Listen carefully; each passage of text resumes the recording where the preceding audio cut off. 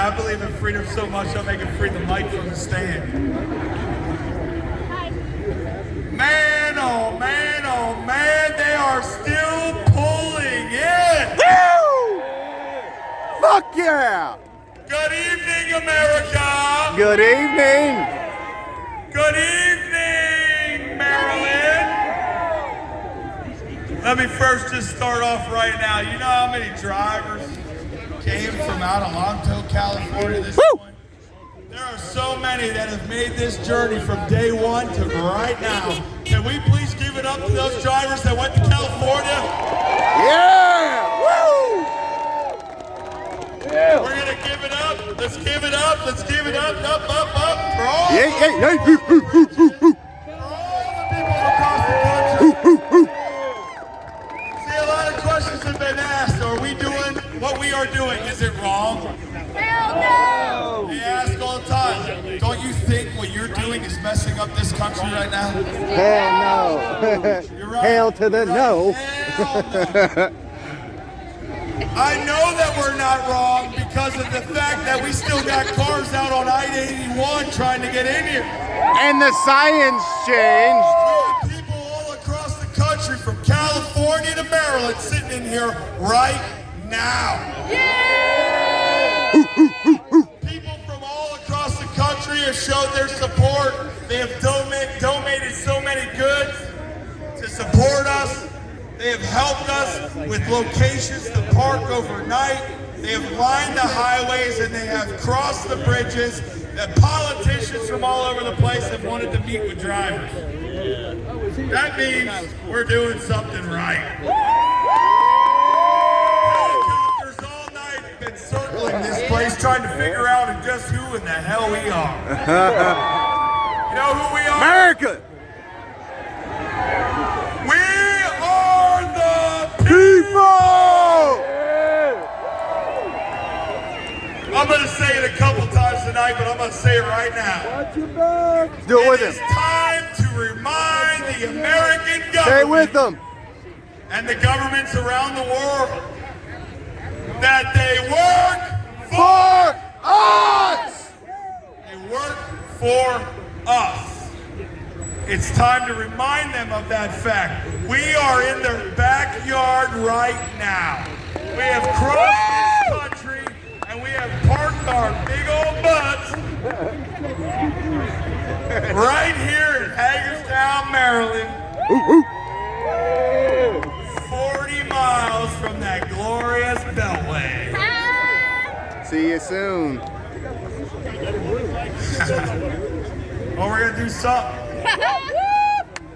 What that is yet to be determined. Please be patient.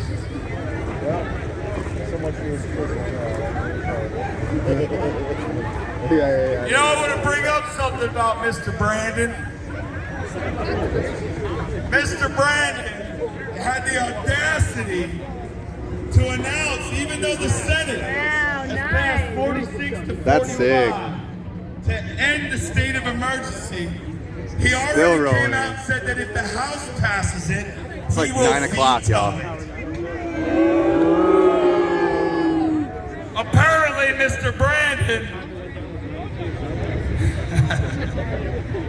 apparently he doesn't understand who the hell he works for. Because he works For us.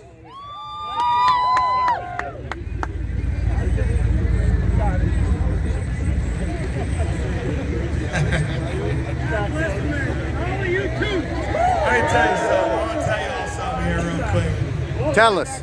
Preach, brother. This process across this country to get to this point in time, I've met amazing people. I've met a lot of people across this country. I've heard a lot of stories and I've cried like a baby multiple times.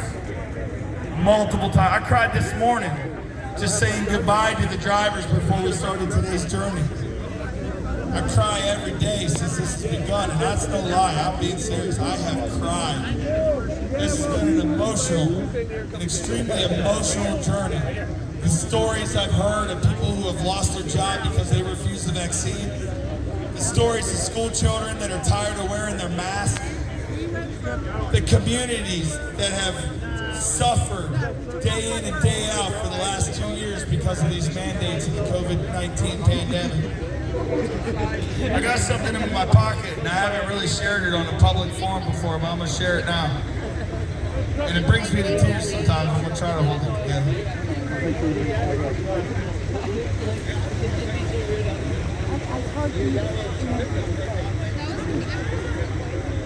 Paul Bryan is trying to speak. If you want to have a conversation, go somewhere else. This flag was given to me in Fort Leonard Wood. I We did second a that. little impromptu rally because Fort Leonard Wood invited us to stop in. A veteran walked up to me and he handed me this. He told me the story behind it, and I tried to refuse it. I told him over and over again, no, pass this on to your son.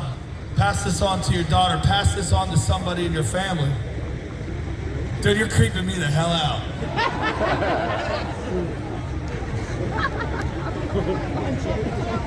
I am talking about you, Pinocchio. Let's go, Brandon. I'm gonna finish my story if you don't mind.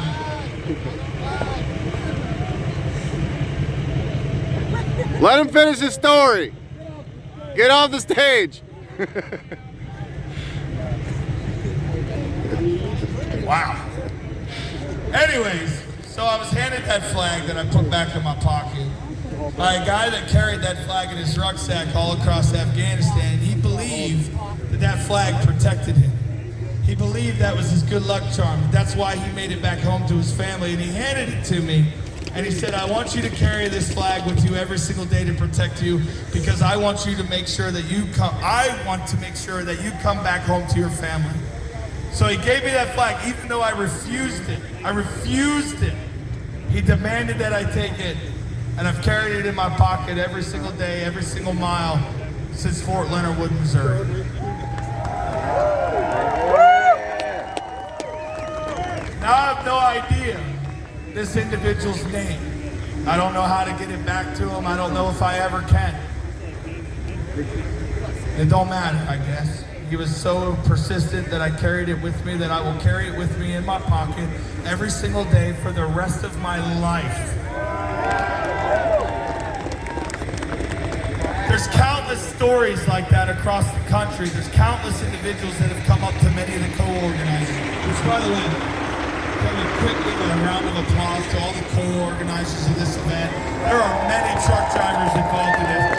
Over 30 truck drivers in multiple organizations that have stepped up to make sure that this is a success. And without them, we could not be here in Hagerstown like we are right now. One big round of applause, please, right now for all.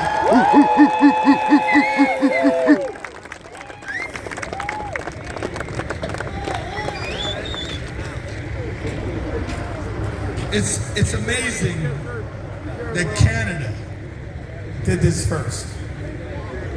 They had the mandates I first. struggled with that a little bit. Like, it should have been They the had the United mandates States, first, right? Like, we're the freest country in the world, but yet we didn't stand up until after Canada did. But you know what? God bless Canada. Hold in, you guys. And right now, I want to do a huge shout out to my Canadian drivers, both brothers and sisters north of the